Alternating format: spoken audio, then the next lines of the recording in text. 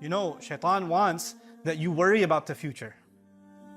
That you just keep worrying. What's my son gonna do? Is he gonna rebel? What's my daughter gonna do? What's my husband gonna do? What's my wife gonna do? And you keep worrying about other people and what they're gonna do and how they're gonna feel.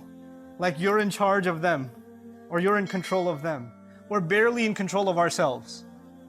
But we think we can control what everybody else around us is gonna do and what their future is gonna be, and we wanna control their future. You'll have a mother dying every day. Why isn't my daughter who's married, why isn't she having a baby? When is she gonna have a baby? When is she gonna have a baby? And she's calling her and saying, you know, Allah wants you to have a baby. Allah doesn't want her to have a baby, you want her to have a baby.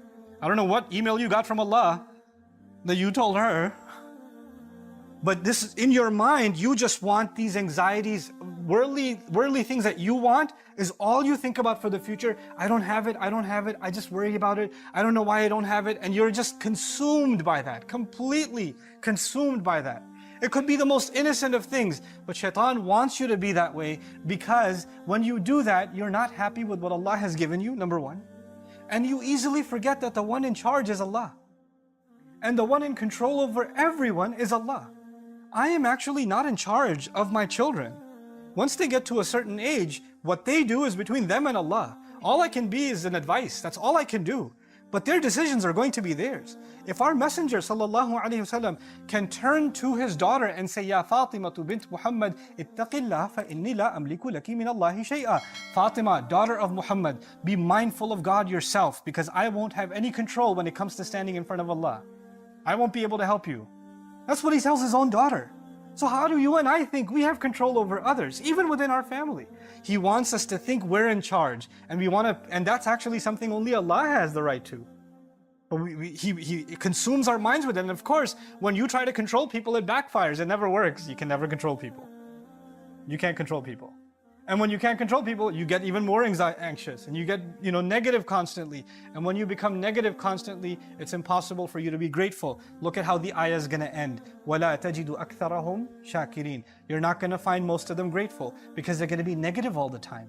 They're going to be anxious about the future all the time. What's going to happen to my job? What's going to happen with my money? Where's this going to come from? Where's that going to come from? What's going to happen to the health? What's going to happen to the kids? What's going to happen to this or that or the other? What if they find out? What if this happens? What if this one says this? What if that one does that? And you're just so overwhelmed by these petty things that you forget that Allah controls the future.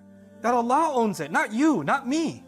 And the fact that we had even a good, peaceful day, one moment, was not because we earned it or we planned it or we controlled it. It's Allah who gives relief. Every single day, that's Allah who gives relief. The fact that our bodies are still functioning and we're sitting here in the Friday prayer is Allah giving us relief. Allah giving us ability. And we forget that and we think that we have to figure all the future out.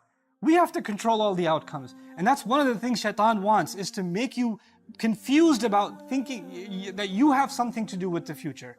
One of the greatest tricks of the shaitan is to make you pessimistic about the future. Nothing's going to work out, it's all going to be bad, nothing ever worked anyway, it's always going to fail. You become so negative that not only are you negative about your own self, your negativity becomes infectious. Even people around you. Somebody's happy about something, somebody graduated, you're like, yeah, but you're not really going to get a job.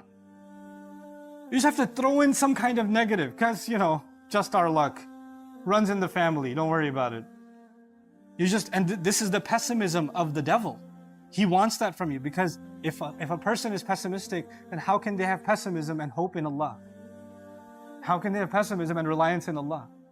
Then with what heart are they making dua to Allah? If they've already accepted defeat inside, then nothing's going to work out. Then they have no expectation from Allah. Then they're the most essential relationship we have with Allah, which is that of asking Him, having hope in Him. You cut that off. You're hopeless. And what is shaitan by definition? He's hopeless.